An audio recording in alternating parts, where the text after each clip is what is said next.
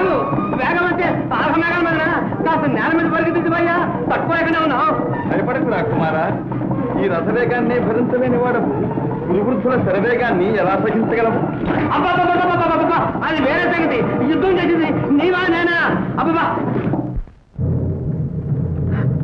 రథాపు రథాపు.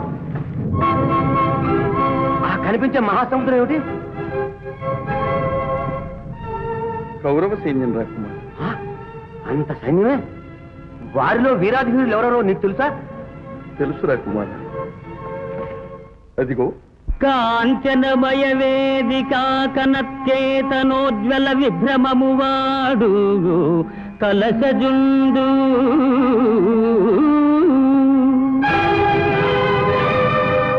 సింహలాంగూల భూషిత నభోభాగ కేతు ప్రేంఘణము వాడు ద్రోణసుతుడు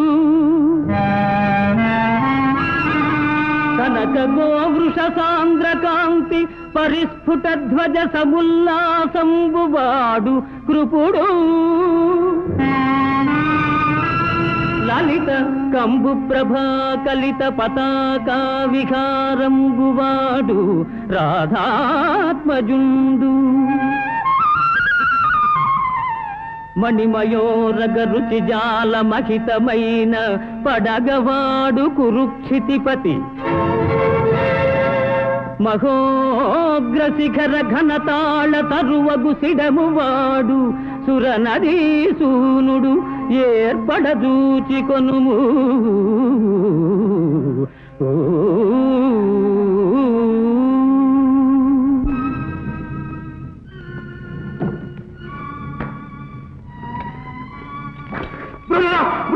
వద్దు రథబాబు రథబాబు. కౌరవసేన దూచి వనకంతొడగెల్మదితోన నేను ఈ ఊరకపోవుతుంకీది ఒప్పునే ఇప్పటి భంగి దూచినన్ వీరల నేను మార్కొనది నిశ్చయము అట్లగుటన్ రయమునన్ తేరుమరల్పు ప్రాణములు తీపన ముందినదే బృహన్నాలా బృహన్నాలా. బ్రతుకుంటే మళ్ళీ కొత్తగా గోవులు కొనుక్కోవచ్చు.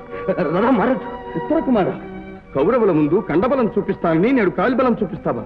అంతఃపురంలో ఆడవాళ్ల ముందు అన్ని ప్రగల్భాలు పలికి నేడు శత్రువులకు వెన్నిచ్చి పారిపోతావా? ఇది క్షత్రియోచితమైన కార్యమేనా? క్షత్రియోచితం కాదేమో గాని సమయోచితం మాత్రం అవును. ఇక నా వల్ల కాదు. మాటలు తడబడుతున్నాయి, గుండె దర్దలాడుతుంది. ఇక రథం తెప్పవయ్యా. నా వల్ల కాదు. వీరుల మీదికి ఉరకటమే నా ఉపలాటం. ఆపోయ్యా. ముమ్మాటికి ఆపను. అబ్బబ్బబ్బబ్బ, నీ చేతులంతా తీటగా ఉంటే శత్రువులను ఎదిరించి తీట వదులుచుకో. ఇక నా వల్ల కాదు. నేను ఒక క్షణం ఉండలేదు. రాకుమారా, బృహన్న రాకుమారా, లాభం లేదు. ఉత్తర కుమార, నా వల్ల కాదు. రాకుమారా, లాభం లేదు.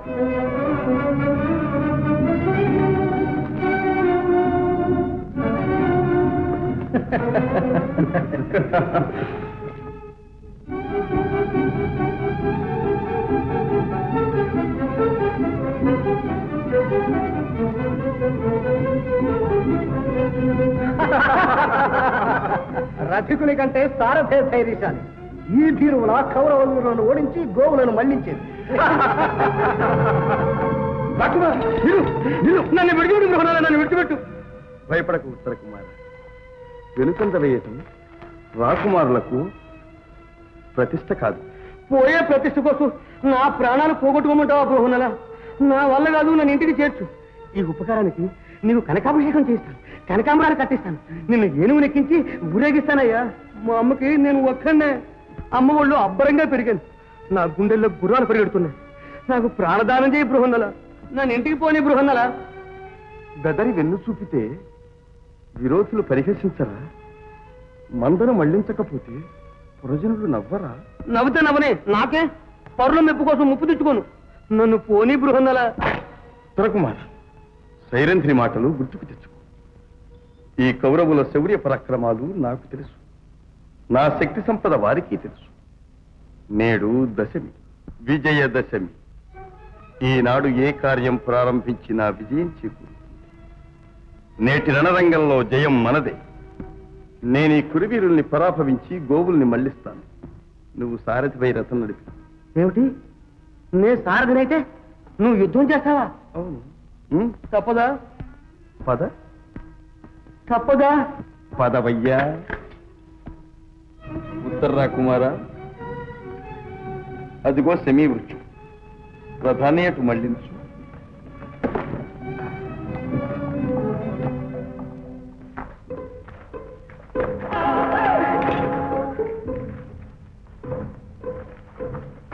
ఉత్తర రాకుమారా, ఈ మహావృక్షం ఎక్కి ఆ చెట్టు మీద ఉన్న మోపు విప్పు. శవం శవం! నేనెంత పిరికివాణైనా రాతపిడ్డను.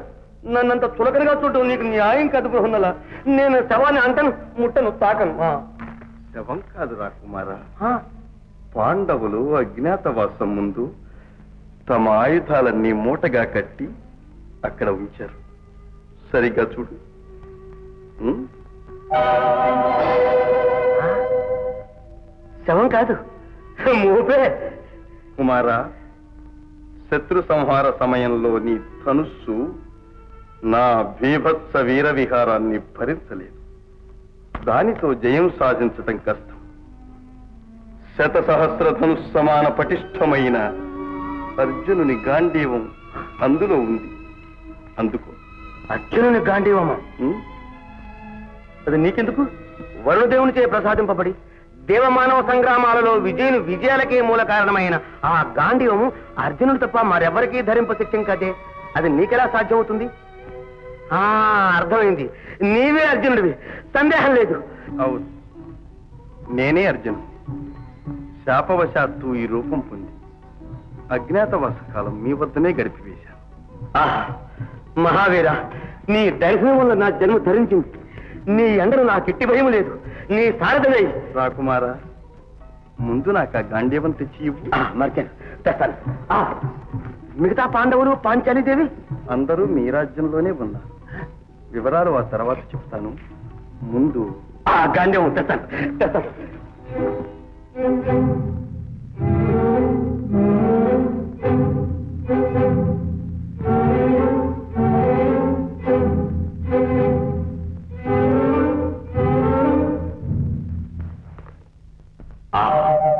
సువర్ణ కమల రంజితమై సూర్యప్రభాభాసురమై ప్రకాశించి ఇదే గాంధీవము, సందేహం లేదు.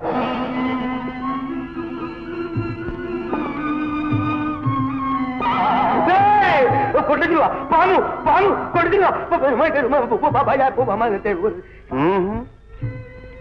అదే గాంధీవం. నన్ను స్మరించి స్పృశించు. అర్జున పల్గుణ పార్థ క్రీతి శ్వేతవాహన దేవచో విజయ కృష్ణో సమేసాచి ధనంజయ.